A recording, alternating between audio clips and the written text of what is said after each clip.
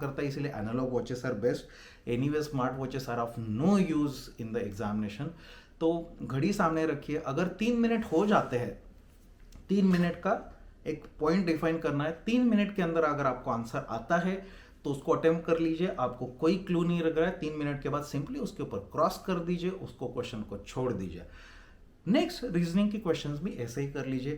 Question maths और reasoning के जब भी अटेम्प्ट कर रहे हैं ना, यू नीड टू अंडरस्टैंड वो आपका मैथ्स और रीजनिंग कितना अच्छा है वो देखना नहीं चाहते, आप कितने स्मार्ट हो वो देखना चाहते हैं, आपका लॉजिक कितना तगड़ा है वो देखना चाहते हैं। सो हमेशा मैथ्स और रीजनिंग के क्वेश्चन में क्वेश्चन की तरफ से सोचना छोड़ के ऑप्शन की तरफ से सोचना शुरू कर दीजिए कि क्या ये ऑप्शन आएगा, ये ऑप्शन आएगा, ये ऑप्शन आएगा। इससे सोचोगे तो आपको आंसर आना शुरू हो जाएगा। आप में से मैक्सिमम एस्पिरेंट्स क्या होता है, पहले से ही हौसला छोड़ देते, हथियार डाल, मैथ्स ना मेरे को करना ही नहीं है, जबकि क्वेश्चन बहुत आसान होता है, बहुत आसान होता है। फिजिक्स के जो क्वेश्चन आ रहे इतने आसान क्वेश्चन है, इतने आसान क्वेश्चन है। रेशो प्रोपोर्शन के ऊपर क्वेश्चन है, 2 मार्क का है, क्यों छोड़े। सिंपली आप वो कंडीशन फुलफिल हो रहा है कि नहीं, इतना ही देखना है आपको, और करना ही क्या है। और इतना सिंपल होते हुए मुझे नहीं लगता कि नहीं छोड़ना चाहिए। सो मैथ्स और रीजनिंग में आप जितना भी अटेम्प्ट कर सकते हो उतना अटेम्प्ट कर दीजिए, यहाँ पे आपको सफिशिएंट टाइम मिलता है। अगर आप पहले 60 या 70 मिनट में जनरल स्टडीज खत्म करते हो तो आपको लगभग 1 घंटा से 50 मिनट आपको मैथ्स एंड रीजनिंग के लिए मिलता है। अगर 20 भी क्वेश्चन आते हैं तो 3 मिनट मिलते हैं हर एक क्वेश्चन के लिए। आपने बचा हुआ सारा समय वो मैथ्स के ऊपर खिटपिट खिटपिट खिटपिट करने में लगाना चाहिए।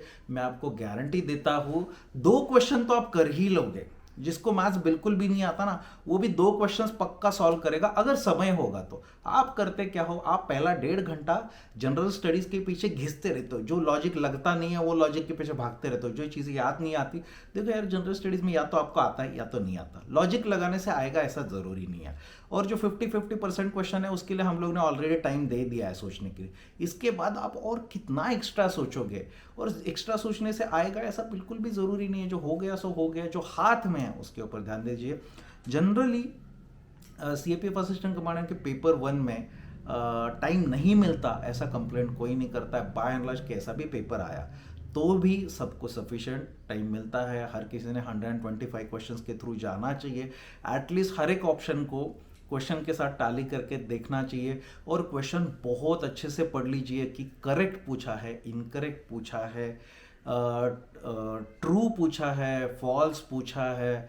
ये अनअकैडमी सॉरी यूपीएससी बहुत ज़्यादा करता है। नॉट पूछा है या मतलब नेगेटिव पूछा है या पॉजिटिव पूछा है, ये चीज़ों के ऊपर बहुत अच्छे से ध्यान दे दीजिएगा, क्योंकि इसमें यूपीएससी के 10 क्वेश्चन ऐसे रहेंगे, 10 से 15 क्वेश्चन जिसमें डायरेक्टली पूछा नहीं है, नॉट पूछा है, not correct, not the condition, correct है और इनकरेक्ट है, ऐसा वाला दिया रहता है। यूपीएससी ने बोल्ड करके भी दिया रहता है, फिर भी हम लोग क्वेश्चन को नहीं पढ़ने की वजह से मैंने ऑब्जर्व किया है बहुत सारे लोग 2 से 3 क्वेश्चन को गलत करके आते हैं क्योंकि क्वेश्चन को ठीक से नहीं पढ़ा।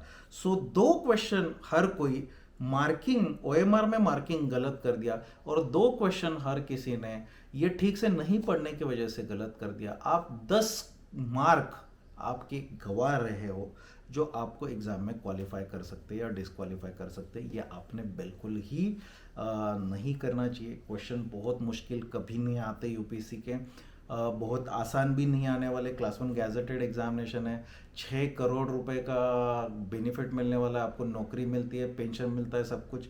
सो आप आसान क्वेश्चन एक्सपेक्ट करोगे, ऐसा नहीं होता। अगर क्वेश्चन पेपर बहुत आसान आया तो सबके लिए आसान है, क्वेश्चन पेपर मुश्किल आया तो भी आपको डरने का ज़रूरत नहीं है, ये सभी के लिए मुश्किल है।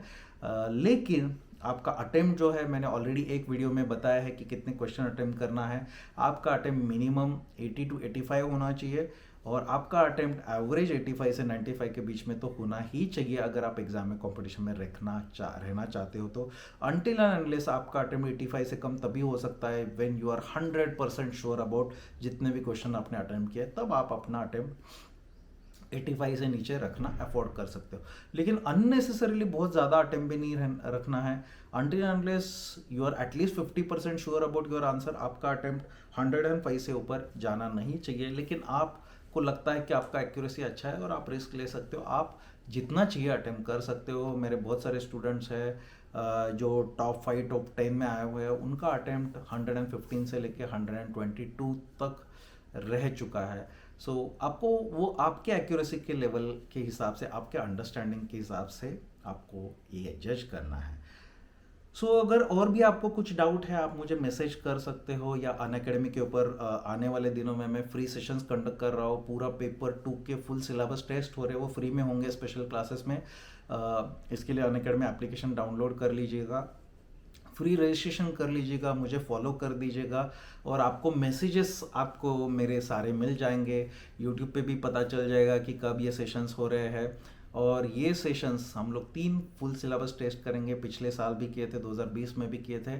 उसमें से आधे क्वेश्चंस फाइनल एग्जाम में भी आए थे। ये एक्सपेक्टेड टॉपिक्स के ऊपर होगा।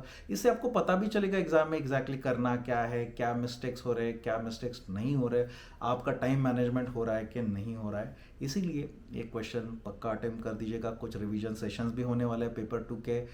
इकोनॉमिक्स का रिवीजन सेशन भी होगा, साइंस का फ्राइडे का रिवीजन सेशन होगा। ये सारे ही सेशंस फ्री क्लासेस में होने वाले हैं अनअकैडमी के ऊपर। तो पक्का आप अटेंड कर लीजिएगा। और कुछ भी डाउट है आप वहाँ पे अपने डाउट हैंड रेज करके भी पूछ सकते हैं। अनअकैडमी प्लस और आइकॉनिक के ऊपर अभी ऑफर्स भी चल रहे हैं।